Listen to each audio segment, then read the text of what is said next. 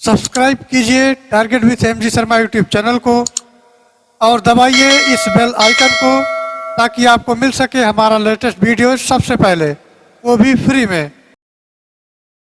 दोस्तों नमस्कार, स्वागत है आप सभी का आपके अपने YouTube channel target with MG Sharma पर। तो दोस्तों आज के सेशन में हम लेकर उपस्थित हैं चक्षु पब्लिकेशन का जीएस सेकंड मॉडल पेपर। तो चलो आज के सेशन को शुरू करते हैं। आज का हमारा पहला प्रश्न है, प्रश्न संख्या 101। पाल साम्राज्य का प्रथम शासक कौन था? गोपाल, विनयनाथन, धर्मपाल या भास्करन? तो मित्रों इसका राइट आंसर हो जाएगा option A Gopal. Option A इसका राइट आंसर हो जाएगा। और मित्रों पाल वंश जो है 750 से लेकर 1174 तक का रहा और इनका प्रथम शासक जो था वो गोपाल था।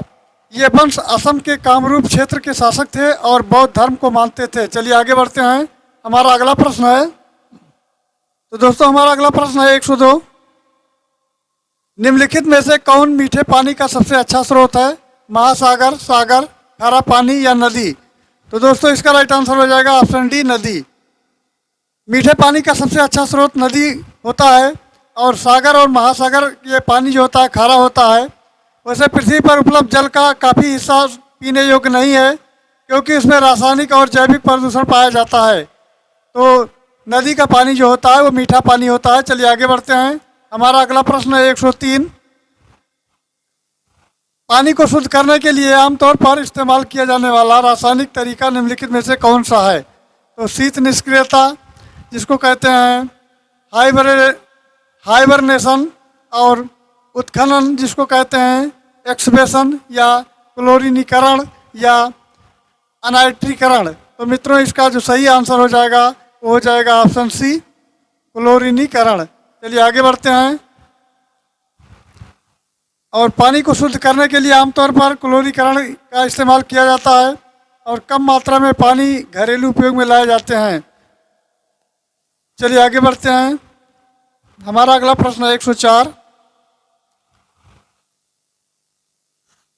प्रश्न संख्या 104 देख लेते हैं। भक्ति प्रचारक शंकर देव ने निम्नलिखित प्रादेशिक भाषाओं में किसका उपयोग करके उसे लोकप्रिय बनाया था? बांग्ला, ब्रजभाषा, अवधी या असमिया? तो इसका सही आंसर जो हो जाएगा ऑप्शन डी होगा असमिया। और भक्ति प्रचारक शंकर देव ने असमिया भाषा का प्रयोग करके उसे लोकप्रिय बनाया था। चलिए आगे बढ़ते हैं। हमारा अगला प्रश्न है 105।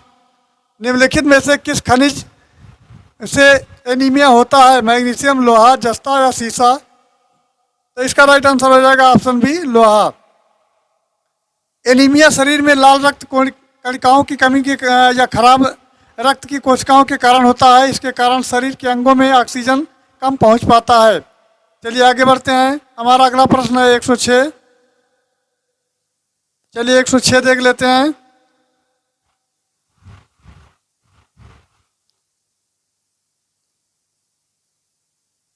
बौद्ध धर्म निम्नलिखित में से किन मतों पर विश्वास करता है?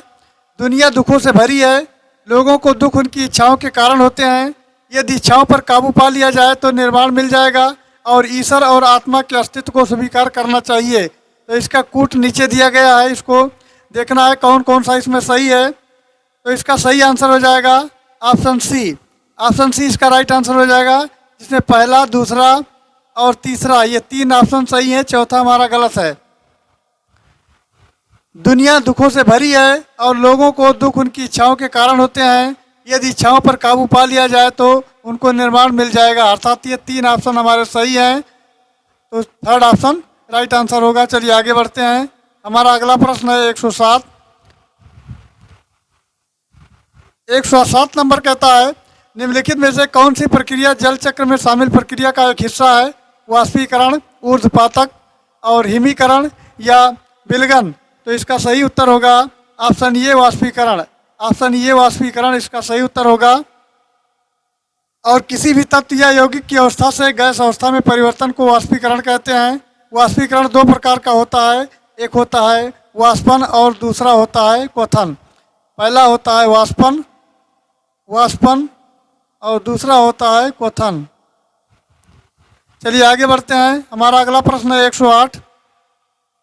108 नंबर हमारा है, बर्थमोस नामक सुपरसोनिक क्रूज मिसाइल को विकसित करने के लिए भारत किस देश के साथ मिलकर काम कर रहा है? तो ये फ्रांस, चीन, जापान और रूस।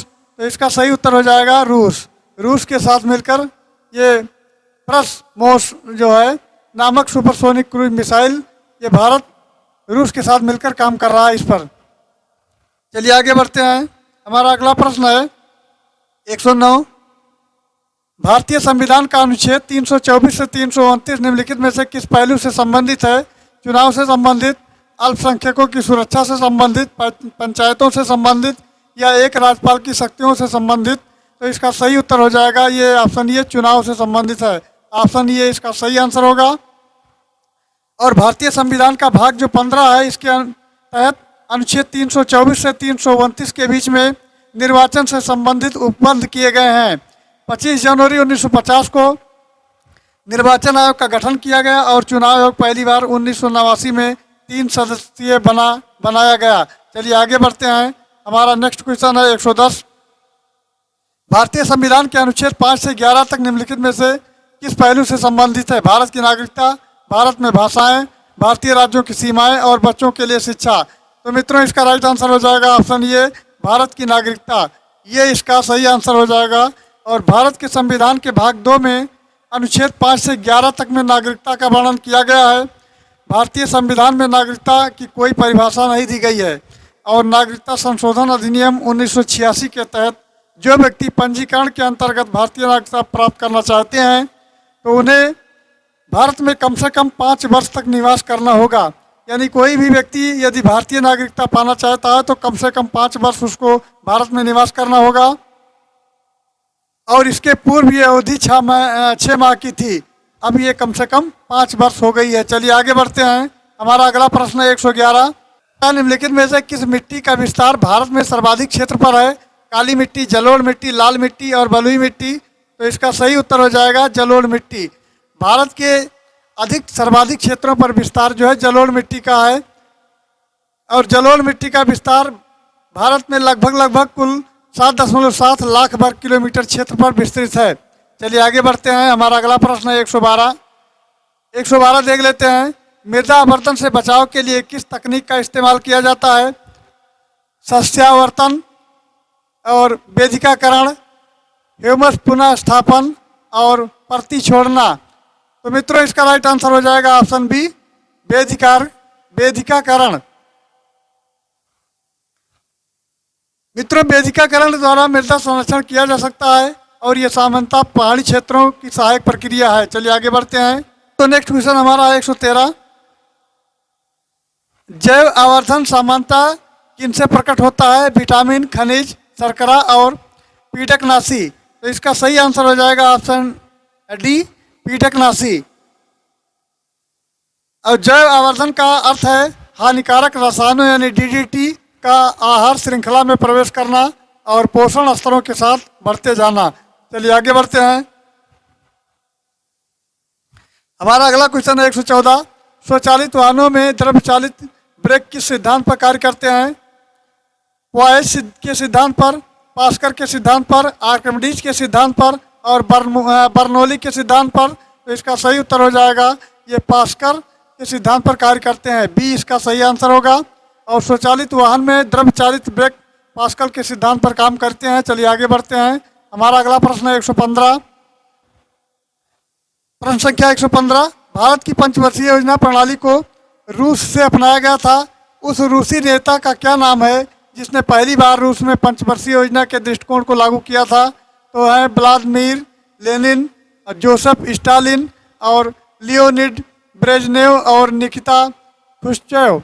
तो इसका सही आंसर हो जाएगा option B, Joseph Stalin. Joseph Stalin जो है इसके पंचवर्षीय योजना के पहले रूसी नेता हैं जिनके नाम पर पहली बार चलाया गया। चलिए आगे बढ़ते हैं। हमारा अगला प्रश्न है 116। 1996 में जब अटल बिहारी वाजपेयी पहली बार प्रधानमंत्री बने थे तो उनके प्रधानमंत्री के रूप में काम करने की लगभग अवधि कितनी थी? तो 2 दिन, 2 हफ्ते, 2 महीने या 2 साल। तो मित्रों इसका जो सही आंसर हो जाएगा वो ऑप्शन बी होगा, 2 हफ्ते। यानी जब पहली बार 1996 में अटल बिहारी प्रधानमंत्री बने थे तो 2 हफ्ते का उनका कार्यकाल था। चलिए आगे बढ़ते हैं। अर्थात कुल मिला के 13 दिन का कार्यकाल था, 13 दिन का ही कार्यकाल था। और अटल बिहारी वाजपेयी जी पहली बार 10वें प्रधानमंत्री 2 हफ्ते के लिए यानी 13 दिन के लिए बने थे, लेकिन संसद में विश्वास मत हासिल न कर पाने के कारण त्यागपत्र दे दिया और 19 मार्च 1998 से 22 मई 2004 तक भारत के प्रधानमंत्री रहे। वे हिंदी कवि, पत्रकार और प्रखर वक्ता थे। चलिए आगे बढ़ते हैं। हमारा अगला प्रश्न है 117। मुगल वंश के पहले सम्राट बाबर ने अपनी देशीय भाषा चगताई तुर्किक में अपनी आत्मकथा लिखी है। इस पुस्तक का क्या नाम है? मुगल नामा, बाबर नामा, बाबर मुबारक या बाबर बिहाया? तो इसका सही उत्तर हो जाएगा बाबर नामा। बी इसका राइट आंसर हो जाएगा बाबर नामा। और बाबर नामा ये तुजुक के बाबरी मुगल साम्राज्य के पहले सम्राट की आत्मकथा है। ये तुर्की भाषा में लिखी गई है और बाबर नामा में 2 शक्तिशाली हिंदू राज्य मेवाड़ और विजयनगर का वर्णन मिलता है। बाबर ने ही 1526 में पानीपत का प्रथम युद्ध में इब्राहिम लोदी को परास्त किया था और दिल्ली सल्तनत के साथ लोदी वंश का अंत कर दिल्ली में मुगल वंश की नींव रखी थी। और एक प्रश्न ये भी पूछा जाता है कि सबसे पहले मुगल वंश की नींव किसने रखी थी? तो वो रखी थी बाबर ने। चलिए आगे बढ़ते हैं। हमारा अगला प्रश्न है 118। किस स्थान पर पृथ्वी का चुंबकीय क्षेत्र क्षैतिज होता है? चुंबकीय यामोत्तर, कर्क रेखा, चुंबकीय निरक्ष या भौगोलिक ध्रुव? तो मित्रों इसका राइट आंसर हो जाएगा ऑप्शन सी, चुंबकीय निरक्ष।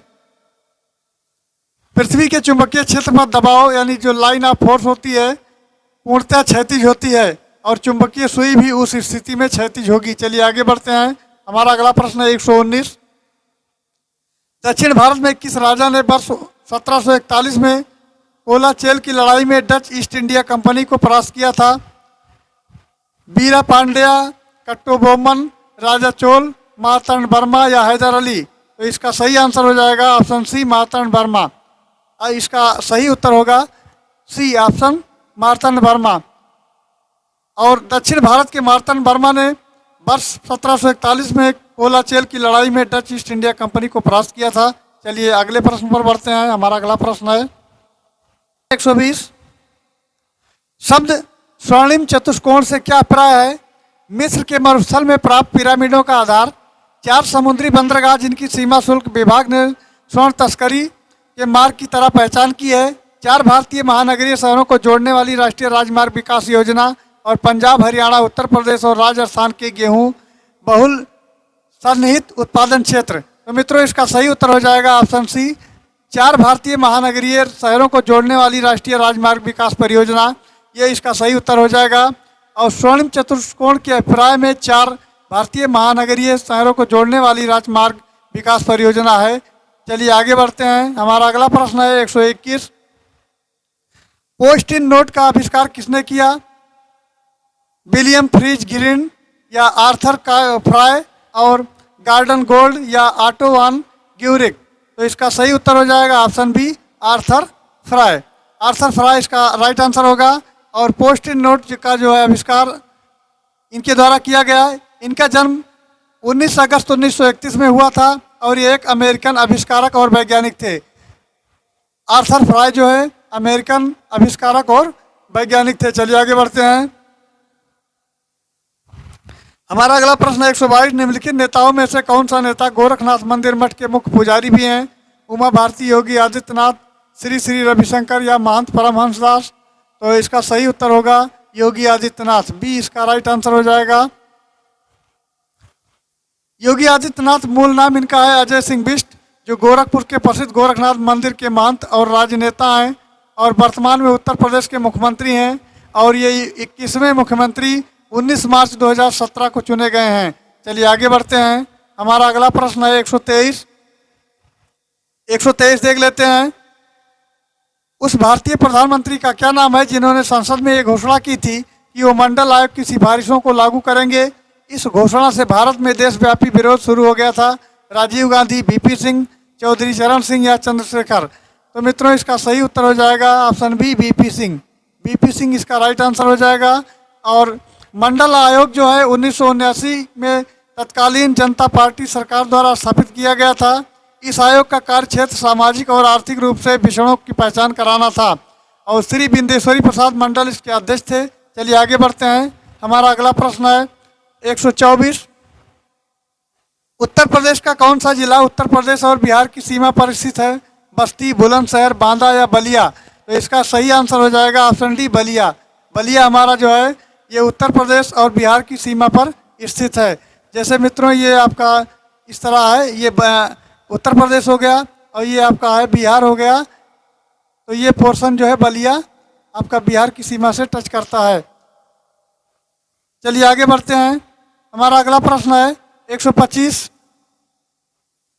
125 है, उत्तर प्रदेश राज्य का कौन सा जिला नेपाल के साथ अपनी सीमा साझा नहीं करता है? तो पीलीभीत, श्रावस्ती, सीतापुर या महाराजगंज? तो इसका सही आंसर हो जाएगा सीतापुर। सीतापुर उत्तर प्रदेश के 7 जिले नेपाल की सीमा से सटे हुए हैं। इसमें ये निम्नलिखित हैं। पहला है महाराजगंज, दूसरा है सिद्धार्थनगर, तीसरा है बलरामपुर, चौथा है श्रावस्ती, पांचवा है बहराइच, छठा है लखीमपुर खीरी और सातवां है पीलीभीत। तो पीलीभीत, श्रावस्ती, महाराजगंज ये सब सटे हुए हैं, सीतापुर नहीं सटा हुआ है। चलिए आगे बढ़ते हैं। हमारा अगला प्रश्न है 126। भारत ने पृथ्वी के धरातल का कितना प्रतिशत घेरा हुआ है? 3.4, 4.4, 5.4 या 2.4? तो इसका सही उत्तर हो जाएगा ऑप्शन डी, 2.4। और भारत ने पृथ्वी के धरातल का 2.4% घेरा हुआ है। संपूर्ण पृथ्वी पर जलीय भाग 71% है और 29% भाग पर धरातल स्थित है। चलिए आगे बढ़ते हैं। हमारा अगला क्वेश्चन है 127। भारत में पंचायती राज स्थापित करने वाले प्रथम 2 राज्य कौन से थे? राजस्थान और महाराष्ट्र, राजस्थान और पश्चिम बंगाल, राजस्थान और आंध्र प्रदेश या राजस्थान और पंजाब? तो इसका सही उत्तर हो जाएगा ऑप्शन सी, राजस्थान और आंध्र प्रदेश। सी इसका सही आंसर होगा। और पंचायती राज स्थापित करने वाले 2 राज्य, एक राजस्थान दूसरा आंध्र प्रदेश हैं। और 12 अक्टूबर 1959 ईस्वी को राजस्थान के नागौर जिले में पंचायती राज का उद्घाटन हुआ था। चलिए आगे बढ़ते हैं। नेक्स्ट क्वेश्चन हमारा 128। दिल्ली मेट्रो को अपनी प्रथम ड्राइवर रहित रेलगाड़ी किस देश से प्राप्त हुई थी? रूस, दक्षिण कोरिया, फ्रांस या यूएसए? तो इसका सही उत्तर हो जाएगा ऑप्शन बी, दक्षिण कोरिया। दिल्ली मेट्रो अपनी प्रथम ड्राइवर रहित रेलगाड़ी दक्षिण कोरिया से प्राप्त हुई थी और इसे दक्षिण कोरिया के चांगवान जगह पर निर्मित किया गया। भारत में 5 जून 2015 को इसका उद्घाटन किया गया और ये मेट्रो ट्रेन मजलिस पार्क से शिव विहार और जनकपुरी से पश्चिमपुरी बॉटनिकल गार्डन तक चलाई जाती थी। चलिए आगे बढ़ते हैं। नेक्स्ट देखते हैं। नेक्स्ट हमारा है 129। मशरूम किसके उदाहरण हैं? वायरस यानी विषाणु के, लाइकेन शैक के या फंजाई कवक के या बैक्टीरिया जीवाणु के? तो मित्रों इसका राइट आंसर हो जाएगा ऑप्शन सी, फंजाई यानी कवक के। फंजाई या कवक के इसका राइट आंसर हो जाएगा। और मशरूम जिसको फंजाई या कवक कहा जाता है ये इसका उदाहरण है। मशरूम का उपयोग खाने में किया जाता है और ये एक कोशिकीय जंतु है। ये खाने योग्य तथा जहरीला दोनों प्रकार का भी होता है। चलिए आगे बढ़ते हैं। हमारा अगला प्रश्न है 130। निम्नलिखित में से कौन सा वर्तमान में विश्व बैंक का अध्यक्ष है? Jim Yong Kim, Lewis Preston, Barber Conable या पाल वाल्फोविटज? तो इसका सही उत्तर हो जाएगा option A, Jim Yong Kim. Jim Yong Kim. और ये प्रश्नकाल में विश्व बैंक के अध्यक्ष जिम योंग किम हैं जो विश्व बैंक के 12वें अध्यक्ष थे और वर्तमान में डेविड माल्थस अध्यक्ष हैं। वर्तमान में मित्रों डेविड माल्पस अध्यक्ष हैं। चलिए आगे बढ़ते हैं। नेक्स्ट हमारा है 131। निम्नलिखित में से कौन अवध के कृषक आंदोलन का नेता था? बाबा रामचंद्र, महात्मा गांधी, B.R. अम्बेडकर या अल्लूरी सीताराम राजू? तो दोस्तों इसका राइट आंसर हो जाएगा ऑप्शन ए, बाबा रामचंद्र। ये इसका सही उत्तर होगा। अवध के कृषक आंदोलन के नेता बाबा रामचंद्र थे और ये मूल रूप से महाराष्ट्र के रहने वाले थे। इन्होंने जमींदारी के विरुद्ध अवध के किसानों को संगठित करने के लिए पहल की थी और ये सन्यासी वेश में रहकर सभाएं आयोजित किया करते थे और रामचरितमानस के पाठ द्वारा किसानों को जागृत एवं संगठित किया। और बाद में इनके प्रयास से अक्टूबर 1920 में प्रतापगढ़ में एक समांतर संगठन अवध किसान सभा का भी गठन हुआ। चलिए आगे बढ़ते हैं। नेक्स्ट हमारा है 132। फ्यूज एक विद्युत परिपथ यानी इलेक्ट्रॉनिक सर्किट है। इसकी सुरक्षा निम्नलिखित में से किससे करता है? तो अतिभारण यानी ओवरलोडिंग जिसे कहते हैं। अंग्रेजी ज़्यादा चर्चित है ओवरलोडिंग, लेकिन हिंदी कम चर्चित है। हिंदी इसकी है अतिभारण अर्थात ओवरलोडिंग। ऊर्जा के एक रूप में दूसरे में परिवर्तन और धारा परिवहन और धारा उत्प्रेरण।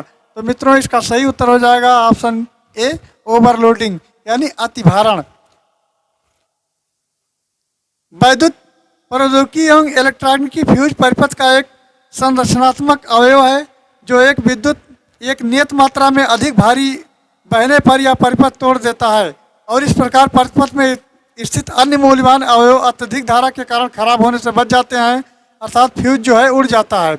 और ये इलेक्ट्रॉनिक सर्किट की सुरक्षा ओवरलोडिंग से करता रहता है। चलिए आगे बढ़ते हैं। नेक्स्ट प्रश्न हमारा है 133।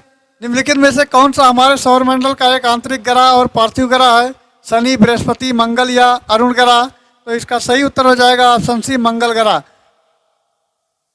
तो इसका सही आंसर होगा ये स्थानीय ग्रह और चट्टानों के मुख्य रूप से सिलिकेट सेल और धातुओं से बने हुए ग्रह होते हैं। सौरमंडल में स्थलीय ग्रह सूर्य के सबसे नज़दीक बुध, उसके बाद शुक्र, पृथ्वी व मंगल हैं। चलिए आगे बढ़ते हैं। नेक्स्ट हमारा है 134। 134 देख लेते हैं। निम्नलिखित में से कौन सा जानवर रेबीज फैला सकता है? छिपकली, गिलहरी, कबूतर या कुत्ता? तो इसका सही उत्तर होगा कुत्ता। कुत्ता जो है, कुत्ता जानवर ऐसा जानवर है जो रेबीज को अधिक मात्रा में फैला सकता है। और रेबीज एक जानलेवा वायरस है जो संक्रमित पशुओं के लार्व से मनुष्यों में फैलता है। रेबीज का संक्रमण आमतौर पर सड़क के कुत्तों के काटने से होता है और बुखार, सिर दर्द और अतिरिक्त लार बनना, मांसपेशियों में ऐंठन, पक्षाघात, मानसिक भ्रम, ये सब लक्षण दिखाई पड़ने लगते हैं। चलिए आगे बढ़ते हैं। नेक्स्ट हमारा है 135। निम्नलिखित में से किसमें एनीमिया होने का खतरा अधिक होता है? वृद्ध व्यक्ति में, बच्चों में या गर्भवती महिलाओं में अथवा जानवर में? तो इसका सही उत्तर होगा गर्भवती महिलाओं में। सी इसका राइट आंसर हो जाएगा। गर्भवती महिलाओं में खून की कमी दूर करने के लिए राष्ट्रीय स्वास्थ्य मिशन के द्वारा यानी NHM जिसको कहते हैं, नेशनल आयरन प्लस इनिशिएटिव योजना का संचालन किया जा रहा है। इस योजना के तहत गर्भावस्था के दौरान महिलाओं को आयरन और प्रसव के बाद गोलियां दी जाती हैं, जो आयरन की गोलियां दी जाती हैं। चलिए आगे बढ़ते हैं। नेक्स्ट हमारा है 136। गैल्वेनाइजेशन धातुओं पर जस्ते की परत चढ़ाई जाने वाली एक प्रक्रिया है जो उन्हें सुरक्षित रखती है झुकाव से, जंग लगने से, जल घुलने से या बिखरने से। तो दोस्तों इसका सही उत्तर होगा ये जंग लगने से होती है।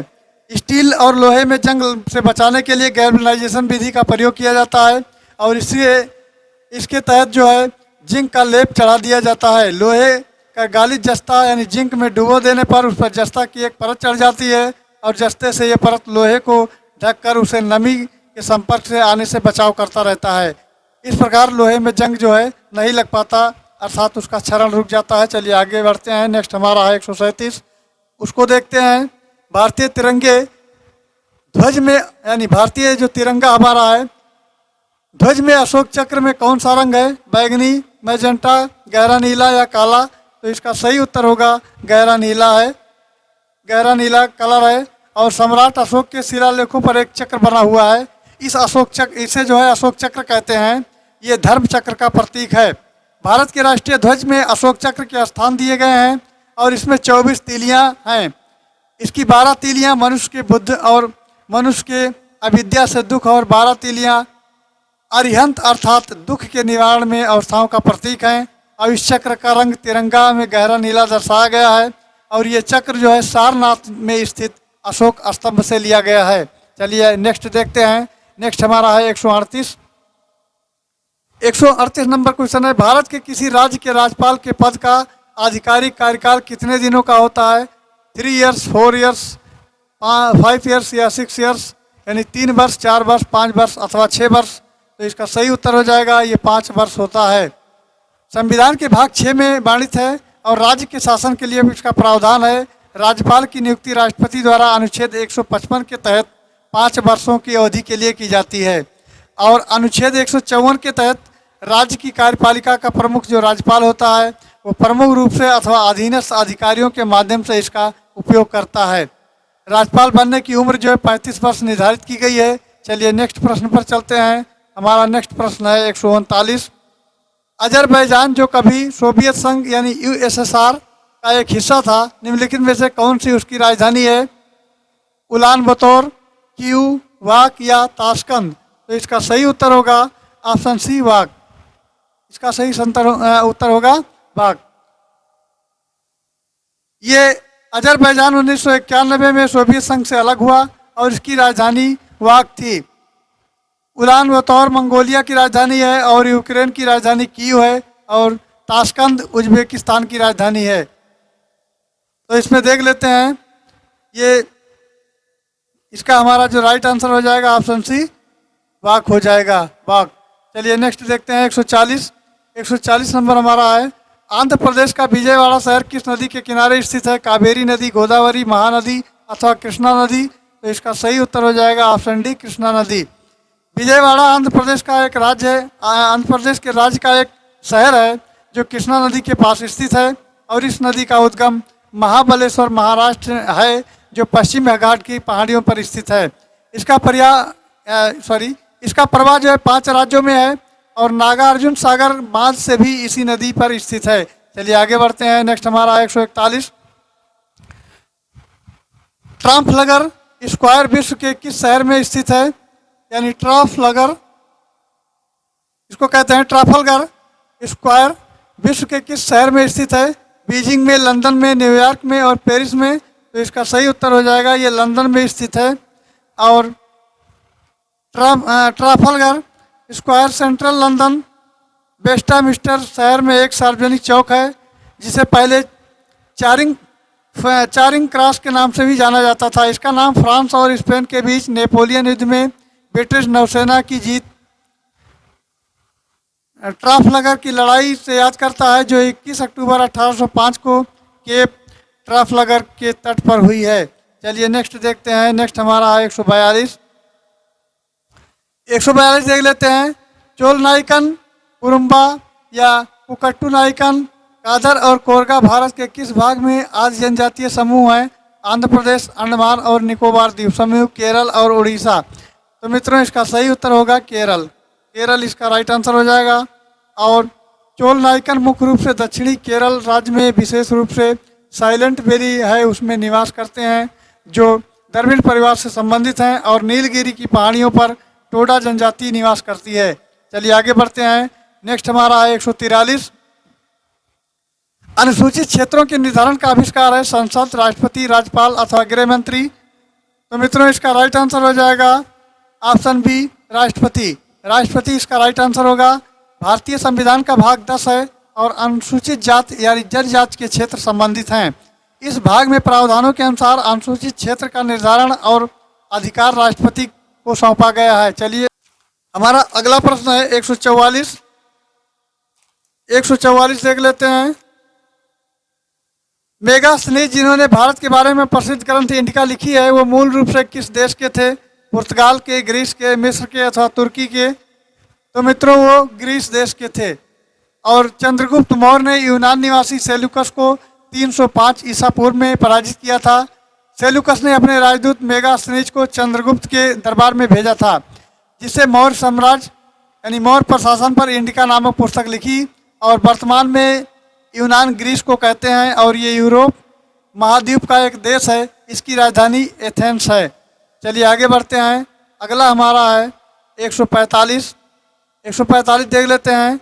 श्रीरंगपट्टनम का ऐतिहासिक शहर जिसे टीपू सुल्तान और उसके पिता हैदर अली की कब्रों का घर माना जाता है वो निम्नलिखित में से किस शहर से लगभग 15 किलोमीटर की दूरी पर स्थित है? मंगलुरु या मैसूर अथवा बेलग्राम? तो मित्रों इसका राइट आंसर हो जाएगा ये मैसूर से दूरी इसकी लगभग 15 किलोमीटर है। और हैदर अली दक्षिण भारतीय मैसूर राज्य के सुल्तान थे और वस्तुतः शासक थे। अंग्रेजों के साथ मैसूर के 4 युद्ध हुए। द्वितीय आंग्ल मैसूर युद्ध में 7 दिसंबर 1782 को हैदर अली की मृत्यु हो गई और टीपू सुल्तान हैदर का पुत्र था, उसने युद्ध को जारी रखा। अंततः क्या हुआ? चतुर्थ आंग्ल मैसूर ने टीपू सुल्तान को भी मृत्यु हो गई इनकी। और श्रीरंगपट्टनम में मैसूर के लगभग 20 किलोमीटर की दूरी पर ये स्थित है।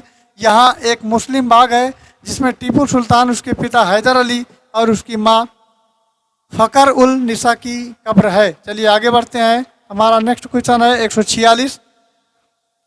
अलाउद्दीन खिलजी द्वारा बनाया गया प्रसिद्ध अलाई दरवाज़ा कहाँ स्थित है? आगरा में, नई दिल्ली में, अवध में अथवा वारंगल में? तो मित्रों इसका सही उत्तर होगा ये नई दिल्ली में स्थित है। और अलाई दरवाज़ा का निर्माण 1311 में हुआ था। इसमें हुआ था 1311 ईस्वी में हुआ था और अलाउद्दीन खिलजी द्वारा हुआ था। ये कुतुब मीनार के पास उनके दक्षिण में स्थित है। निर्माण और अलंकरण के इस्लामिक तरीकों का उपयोग करके बनाए जाने वाले पहले भारतीय स्मारक के रूप में इंडो इस्लामिक वास्तुकला में इसका एक विशेष महत्व है। इसे यूनेस्को द्वारा 1993 में विश्व धरोहर स्थल के रूप में भी सम्मानित किया गया है। नेक्स्ट चलिए आगे बढ़ते हैं 147। 147 नंबर प्रश्न हमारा है, अधिपादप वैसे स्थानों पर पाए जाते हैं जहाँ पर ऑक्सीजन का सांद्रण उच्च होता है या तापमान काफ़ी कम होता है अथवा वर्षा पूरे वर्ष होती है, या नेक्स्ट लास्ट ऑप्शन हमारा है वर्षा मौसम के अनुसार होती है। तो मित्रों जो इसका सही आंसर होगा वर्षा पूरे वर्ष होती है, सी इसका राइट आंसर हो जाएगा। जो है अधिपादप जैसे पादप होते हैं जो यांत्रिक सहारे के रूप में उसे पेड़ों पर निर्भर रहते हैं, ऐसे पादप ऐसे स्थान पर जहाँ वर्ष भर वर्षा होती है अधिक पाए जाते हैं क्योंकि वहाँ पर जैव विविधता और पादप घनत्व अधिक मात्रा में होता है। चलिए आगे बढ़ते हैं। नेक्स्ट हमारा है 148।